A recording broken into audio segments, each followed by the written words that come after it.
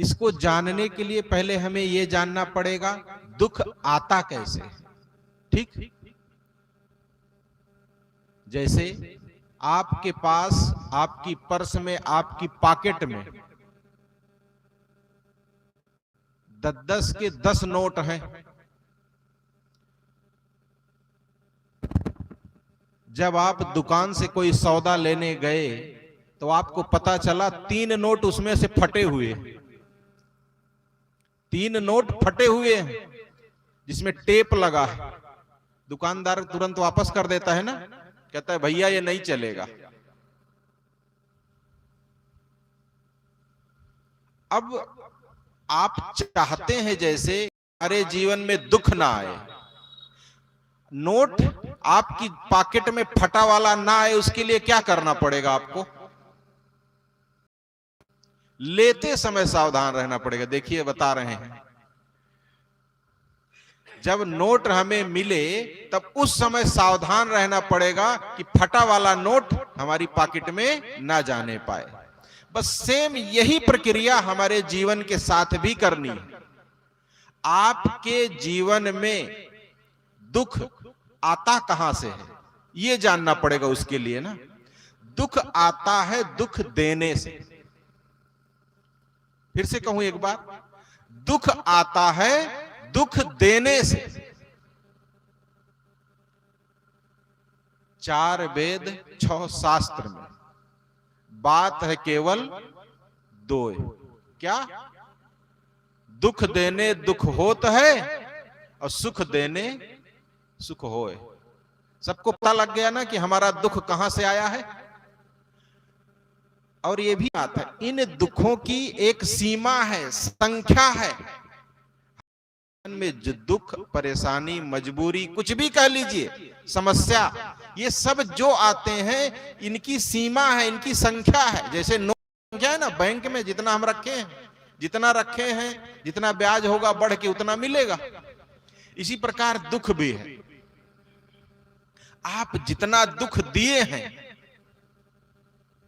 मन, वाणी और कर्म से, मन से गलत सोच करके, वाणी से गलत बोल करके, गाली देके, अपमान करके, निंदा करके, और कर्म हाथ से पैर से कुछ कृत्य करके, किसी को मार करके, किसी को ढकेल करके, लाठी डंडा चला, कैसे भी करके।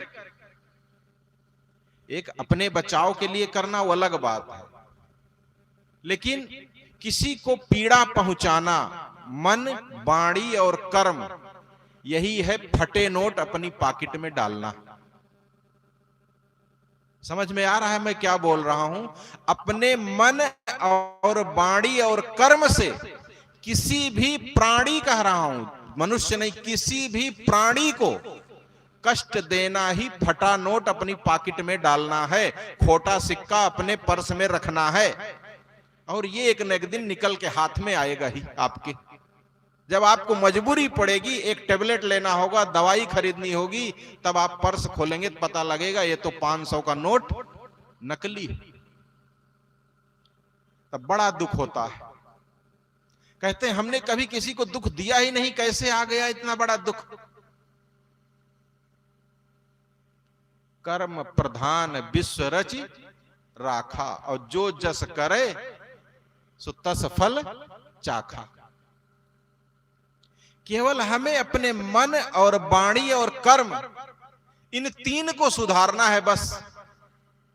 चाहे साधु हो, चाहे गृहस्थ हो, चाहे पुरुष हो, चाहे महिलाएं हो, चाहे पुत्र हो, चाहे बेटा हो, कोई भी हो, समस्या सबके जीवन में आती है। लेकिन समस्याएं आना बंद करना है तो आप ये पता करें ये उपजती कहां से है, शुरू कहां से होती, इसकी मूल गलती कहां पर है। उसकी मूल गलती है किसी को कष्ट पहुंचाना। इस बात को हमें आज समझ के यहां से उठना है कि हमारे जीवन में जो भी परेशानी आई वो हमारे ही कर्मों का परिणाम है। और एक बात, आज ऐसी एक बात बताऊंगा आपको कि जब आप आपके जीवन में कभी दुख आएगा ना, अगर आप उसको पालन करेंगे तो आपको खुशी होगी। दुख में खुशी होना कितनी बड़ी बात है। अगर ध्यान से सुनेंगे मेरी बात तो मैं क्या कहना चाहता हूं वो समझ जाएंगे। आपके जीवन में जब कभी दुख आएगा तो आपको अंदर से खुशी महसूस होगी। कैसे खुशी महसूस होगी? जैसे आपके पॉकेट का फटा 500 का नोट चल जाए तो कितनी खुशी होती है कि नहीं होती? 500 का नोट हो आपके पास और पता लगे कि ये फटा है, नकली है, लेकिन कोई बैंक वाला अगर जमा कर ले भूल से, खुशी होगी कि नहीं होगी? वही सुख आज हम आपको देने वाले। आपके जीवन में दुख आता है बंधुओं, वो दुख की सीमा है 10, 8, 9, 100, 50, जो कुछ जितना पाप किए होंगे उतने दुख होंगे। होगा कि नहीं होगा? मानिए आज एक दुख उसमें से आपके सामने आ गया। आपने किसी को एक थप्पड़ मारा था ब्याज सहित, कोई बाजार में आपको 4 थप्पड़ मार दिया। जो फटा नोट था खत्म हुआ ना, चला, झेल लिए आप। आपके पास शक्ति थी, आज ताकत थी, 4 थप्पड़ झेल लिए। कुत्ता दौड़ा लिया, आपका एक्सीडेंट हो गया, आपका पैर टूट गया, डॉक्टर के यहां गए, आप बच गए, मरे नहीं। कितना बड़ा दुख, कितने बड़े दुख की बात है। आपको कोई बाइक वाला टक्कर मार दे और आपको बेहोश हो जाए और आपको पता चले कि आपका पैर काटना पड़ गया, लेकिन इसमें भी सुख मिलेगा आपको। कैसे? आपने भी किसी को दुख दिया था और वो आज आपके सामने आ गया। आपके पास पैसा है, अच्छे हॉस्पिटल में जाएंगे, आप दवाई कराएंगे, ठीक हो जाएंगे, जिंदा रहेंगे, अपने परिवार को देखेंगे, बाल बच्चों को देखेंगे, जो जिंदगी है उसे अच्छे से जी लेंगे। जिंदा तो है कम से कम। अगर थोड़ा और पाप किए होते, और ज्यादा पाप किए होते, तो बाइक की जगह अगर ट्रक से टक्कर मारा होता तब क्या होता? बचते? फावड़ा से बटोर के लाते हमको, तब किसको गाली देते? तो आपके जीवन में एक दुख आया, आपका पैर टूट गया, तो आप यही सोचिए 10 में से एक दुख खत्म हुआ, 9 बचा है, वो भी जल्दी आ जाए। आप क्या चाहते हैं? आपका दुख अभी आ जाए कि आपको जब बूढ़े हो जाए 70-80 साल के तब आए? कौन कौन है जो चाहेगा बुढ़ापा में दुख आए? हर आदमी यही चाहेगा जवानी में आ जाए ना। अब बताइए, अभी दुख के लिए हम सब परेशान थे ना। दुख बड़ी बेकार चीज है, ये कभी नहीं आना चाहिए, लेकिन अभी आप ऐसा महसूस कर रहे हैं कि अभी आ जाए, अभी पॉकेट में पैसा है, यार दोस्त हैं, मिलके सब झेल लेंगे। कुछ दिन बाद तो ये भी हट जाएंगे ना, पॉकेट का पैसा भी खत्म हो जाएगा, दोस्ती भी खत्म हो जाएगी। किसी खाट पर पड़े होंगे और बेटे से कहेंगे कि बेटा दवा करा दो, कई दिन से खांसी आ रही है। बेटा कहेगा आप खाना बंद नहीं करते, दवाई कहां से लाऊं? होता है ना, गांव में आप देखे होंगे, बहुत कमाए हैं लोग, लेकिन आज उनकी दवा कराने के लिए उनके बच्चे पॉकेट से पैसा नहीं निकालते, उन्हीं को डांटते हैं कि बीड़ी पी पी के अपनी तबीयत खराब की, हम दवाई नहीं करवाएंगे। वो दुख बुढ़ापे में आ रहा है। आप सब क्या चाहते हैं? आपका दुख कब आए? जितना जल्दी हो सके ना। अब जब दुख आएगा तो आप खुशी होंगे कि दुखी होंगे? अगर ये विचार आपके अंदर है कि आपके पास एक दुख, 2 दुख बचा है और वो अगर आज आ गया तो उसे झेल जाना अच्छा है कि उसको बचा के रखना अच्छा है? किसी के पास एक फोड़ा है, उसमें मवाद भरी है, डॉक्टर उसको दबा के निकाल दे, वो अच्छा है कि नहीं रहे दो भैया, पिरात है, अगले साल फोड़वाएंगे इसको? होता है ना, कोई चाहेगा? नहीं चाहेगा। तो दुख में से भी सुख निकालने की कला कौन देता है? ये सत्संग देता है, अध्यात्म देता है, भजन देता है, भक्ति देती है।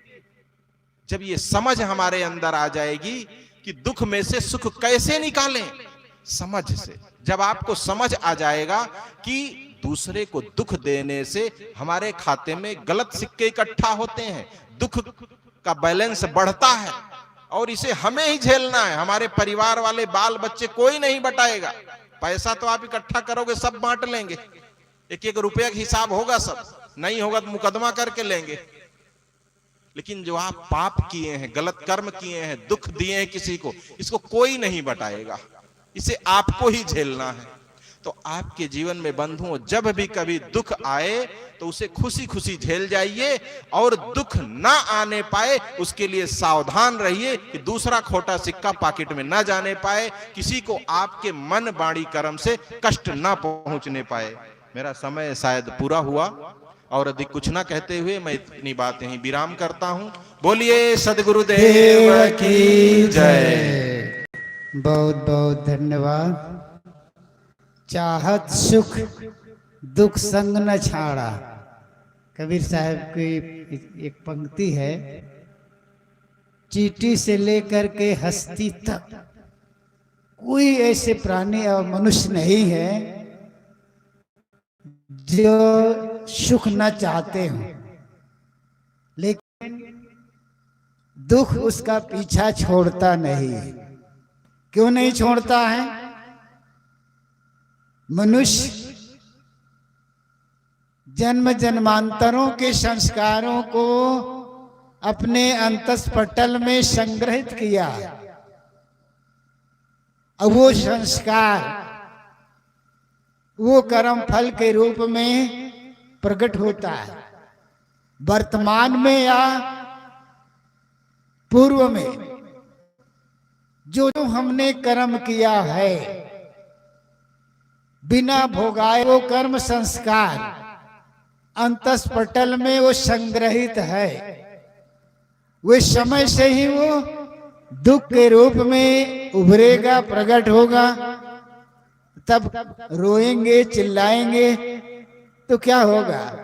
केवल चिल्लाना होगा, रोना होगा।